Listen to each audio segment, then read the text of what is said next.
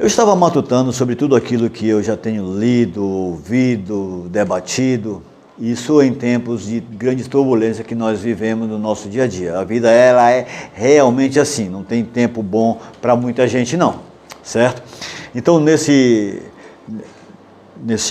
meu pensamento, eu tenho observado que tem um monte de gente, por exemplo, das pessoas que eu recebi, que eu conversei no gabinete pastoral, e essas pessoas, né, são sofridas, pessoas que se debatem na vida e se esforçam para se dar bem, para ver se acontece alguma coisa maravilhosa com elas e elas se saem, mas não é difícil para elas. É mais ou menos daquele tipo de gente que sofre no tanque de Betesda, que chega alguém e fura a fila, entra lá, dá um mergulho e sai curado, sai resolvida a sua situação, e ela fica lá sempre pendente durante anos e anos, tempos e tempos. E eu vejo, sabe o quê? Que nosso povo sofrido é um povo que se debate diante das questões de Deus e da vida. Como é que Deus está vendo a vida? Como é que Deus está olhando para essas pessoas? Quais são os cuidados de fato que Deus tem com essas pessoas? Por exemplo, nós vivemos tempo de desumanidade da própria humanidade, desrespeito em todos os níveis, né? Na política, nas relações de todas as maneiras. E a gente muitas vezes não tem resposta. Eu mesmo não tenho resposta para muita gente. Eu tenho mais ouvido do que resposta, sabe como é que é? Então o que eu vejo?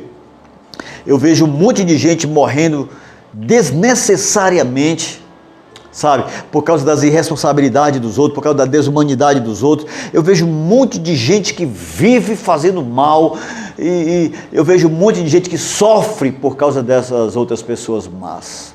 Pessoas que procuram viver, se esforçam para com a vida, e eu fico orando a Deus. E hoje eu oro a Deus, mas eu não oro mais o Deus da minha infância e nem o Deus da minha juventude. O Deus da minha infância era aquele Deus que era o super-homem, o Deus que resolvia as causas, Deus que vinha para resolver, e chega lá para resolver os problemas. Não, eu perdi esse jeito de orar para esse Deus que vem para resolver as minhas questões. Por quê? Porque isso tem me frustrado.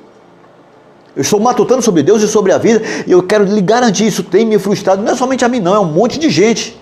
Também eu não oro mais o Deus, sabe, o Deus da minha juventude, aquele Deus que é apaixonado, que vem me prometendo que depois desta minha vida eu terei um céu brilhante, e que vou pisar em ruas de ouro e cristal, e que eu vou subir para a glória. Eu não oro mais esse Deus.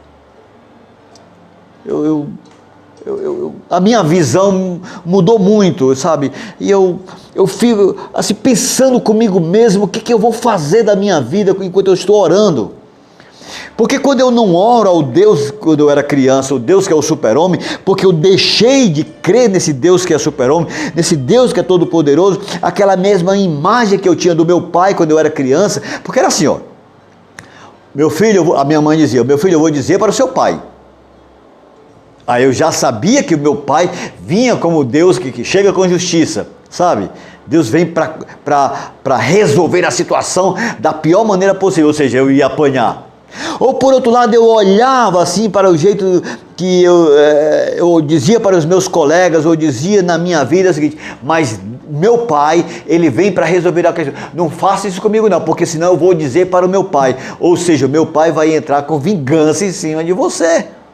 Eu deixei de orar desse jeito, porque eu acreditei, sabe, eu acredito e quero viver acreditando de que Deus, quem eu oro, é aquele Deus que me dá autonomia para viver, é um Deus que acredita na minha maturidade, é um Deus que me dá valores, Deus que me norteia com valores de um reino de Deus, um reino de Jesus Cristo, um reino da vida, sabe? Sabe aquele tempo que a minha mãe dizia para mim mesmo, a minha mãe dizia para mim, Josué, deixa eu te dizer uma coisa, você não se preocupe, porque depois eu olho você com carinho, eu venho aqui e me dá aquele afago, e diz assim, depois eu lhe recompenso. Isso era e é a imagem que muitos de nós ainda faz a respeito de Deus. E eu perdi isso e não quero mais achar. Não quero mais achar, porque tanto a minha visão de papai e a minha visão da mamãe são visões que depois, quando eu vou crescendo, eu vou amadurecendo, eu vou vendo que eles queriam fazer de mim um homem, me dar autonomia para que eu pudesse atravessar a rua agora sabendo que eu tenho que olhar para um lado e para o outro, sabendo já andar de bicicleta, sabendo ir para a rua, sabendo resolver as questões como ser humano capaz. Deus a quem eu oro hoje é um Deus que me dá autonomia, que diz, você tem condições de viver neste mundo cão, apesar de ser este mundo turbulento. Então, eu vejo Deus de uma maneira diferente hoje. Eu não vejo Deus que vem para me livrar de um sofrimento, mas vejo um Deus que no meio, por exemplo, das enchentes, onde a desumanidade é muito presente, as pessoas não somente estão morrendo nas enchentes, estão sendo desalojadas e desabrigadas, mas vem outras pessoas que estão querendo roubar umas às outras. Deus não nos vem livrar disso. Então, nesse caso, eu não deixei de ver Deus nessas condições, nessas situações de sofrimento? Não! Eu vejo Deus na lágrima de quem sofre, eu vejo Deus na mão e nos braços fortes do bombeiro que vai apagar o fogo, que vai salvar uma vida. Eu vejo Deus nessas ações humanas. Deus está presente na dor, no sofrimento, na condição humana como ela realmente é. Eu vejo Deus desta forma bem relacional, um Deus que não vem para resolver os problemas, assim como numa mágica, mas na mágica da vida, enquanto seres humanos, que vem se envolvendo no meio da gente como a gente é. Então eu vejo Deus que se envolve, um Deus que cuida no meio da gente, com a gente, um Deus que me desafia a uma parceria, um Deus que me desafia a olhar para frente e a enfrentar o mundo como Ele é, um Deus que é lindo, que é maravilhoso e que, apesar de mim, Ele vive nesta realidade para que nós possamos sobreviver como seres humanos adultos, acreditando que, apesar da dor, Ele está lá,